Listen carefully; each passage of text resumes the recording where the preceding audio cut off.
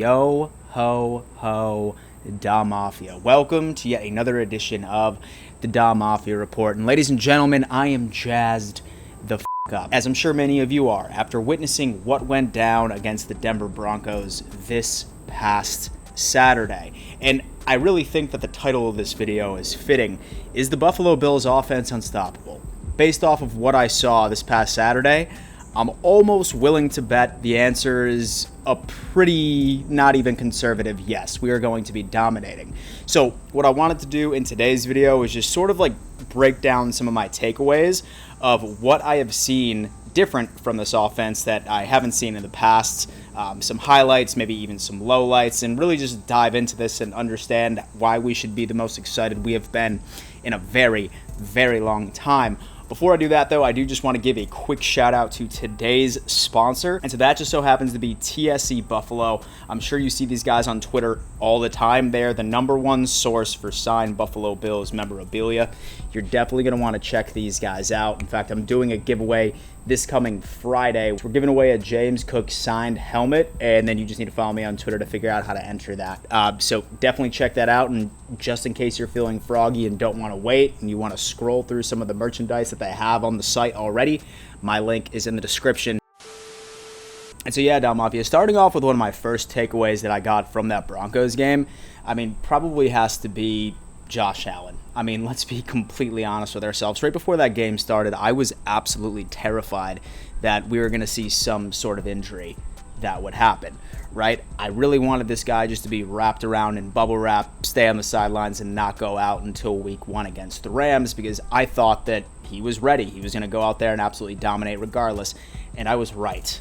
Just 3 passes, and it was tied up and wrapped a beautiful ribbon around a steamer, a laser right to Gabe Davis, who we are all thinking is going to have a breakout season this year, for a touchdown. I mean, literally, dude man walked out there, 3 passes, and it ended up in a touchdown. Something that I am absolutely thrilled about. So many people have been having so many questions. They're just like, hey, how is Dorsey's offense going to look since Josh Allen has just been hearing Dable's voice in his ear the entire time?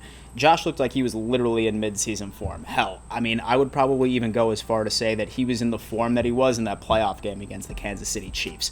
The guy looked like he was absolutely dialed in. Absolutely thrilled about Josh's performance, and if this goes to show you what we have to expect with Josh making that adjustment to a new play caller, sounds like we are in store for a very, very exciting season watching Josh Allen play. Next biggest thing that I had to shout out was our running game. For the love of God, the Buffalo Bills were able to run the football. Okay, now listen, I understand that we were playing the Denver Broncos. It was their second and their third team, but bear with me here, okay? I have not seen a more effective run game from the Buffalo Bills since I would say that I even started covering the Bills on YouTube. I mean, really, let's just go on ahead and look through some of the yards that we ended up seeing out of each and every single running back that took snaps. Okay, we have Raheem Blackshear, 58 yards for 5 carries. Devin Singletary, 39 yards for 4 carries. James Cook, the rookie, who everyone is excited to watch, 38 yards off 4 carries. Zach Moss with 19 yards, 4 carries, 2 touchdowns.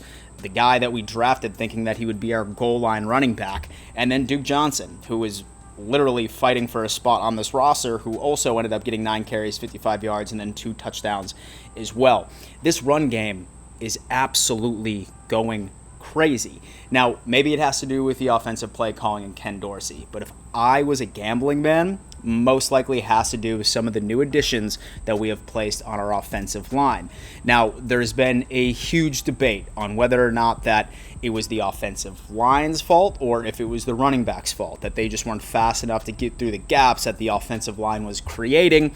Seems like people that were arguing that it was the offensive line's fault these past couple of years seem to be on top of the argument thus far. We still need to see what's going on. We still need to see what's going on when it comes down into the regular season once we start going up against first-string defenses, but this is precisely what you want to see. I was most impressed with James Cook.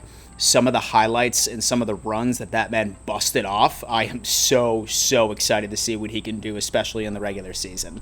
Something that I feel like we need to keep a close eye on. Next up is Case Keenum. Okay, listen, that first game was an absolute atrocious performance from the one man that was helmed as the creator of the Minnesota Miracle not too long ago. But this guy ended up coming out and he shut up a lot of the critics. Now, I'm never going to put a lot of weight into a preseason game. Much like I didn't put a lot of weight into his first shit performance, I'm not going to put a lot of weight into his actually very good performance against the Broncos. But this did relieve a huge weight off of my shoulders. As soon as when we ended up letting go of Mitch Trubisky, I really wanted to make sure that we had a really good insurance policy when it came into quarterback. But Case Keenum ended up doing very well. I mean, he finished 16 for 18, 192 yards and a touchdown pass rate to O.J. Howard. So that's something that you want to see out of a backup quarterback. Like I said, I'm not going to put anything into the universe where I anticipate Josh Allen's going to be hurt. I'm going to knock on wood right there. But so far, Case Keenum looked absolutely insane. Super excited about that. Now, as far as our offense was concerned, super happy about that. I really feel like that they were firing on all cylinders. Probably has to do with the fact that a lot of them second, third stringers are fighting for a spot on this roster, but really love to see this unit come out there because everyone has so many questions about how we're going to be different now that we have a new guy calling plays by the name of Ken Dorsey. As far as our defense looked, first couple of drives, they did bend a little bit more to my liking against the second-string starters in Denver. However, once that first drive was over with, our defense seemed to go on ahead and really lock things down. From our defensive line, our secondary, do keep in mind we did not see Poyer or Hyde out there. I feel like that they really ended up pulling their own. So super excited about this entire team. Like, it was an absolute display of talent when it came over to the Buffalo Bills' depth. Very excited about that. As far as some other side news, I'm sure a lot of you ended up seeing that Matt Hawk did end up getting cut from this team. The punt god ended up winning the battle. Sounds like that he is able to hold the football. That's going to translate into points from Tyler Bass. So now we have the punt god on the roster. Matt Hawk is no longer with us. And then last but not least, Cody Ford ended up getting traded for a 5th-round pick. I feel like a lot of us are not surprised by that. I feel like that he's been a very polarizing addition to this team for the past 2 years.